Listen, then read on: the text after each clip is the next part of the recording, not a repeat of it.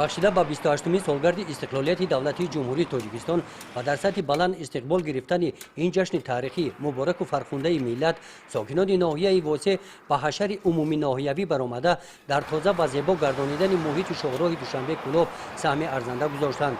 шоҳроҳи Душанбе-Кӯлоб масофаи зиёда аз 4 километриён аз шаҳраки Ҳулбуг мегузарад.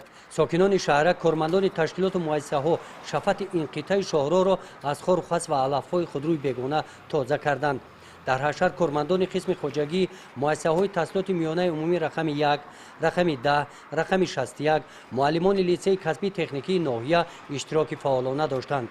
зиёда аз 15-20 нафар кормандони мо дар ҳамин ҷои муайян шуда ҳама занон омӯзгорон ва фарошо омаданд. ана алафҳои бегонаро мегиранд, мечинанд, сангҳое ки бисёр чи аст онҳоро гирифта истоданд ва об шакида заминро тоза намуда истоданд. баҳри ободӣ бунёди ноҳияи худ давлати худ ҳукумати ҷумҳурии Тоҷикистон ҳиссаи худашонро мегузоранд. дар ин рӯз ҳамин гуна ҳашар дар ҳамаи 30 маҳаллаи ҷамоати шаҳраки Ҳулбуг гузаронида шуда бо саҳмгузории сокинони маҳаллаҳо шафати роҳи байни кӯчаҳо аз хорухас тоза карда шуда ба муҳити табиати шаҳрак зебоии нав бахшида шуд.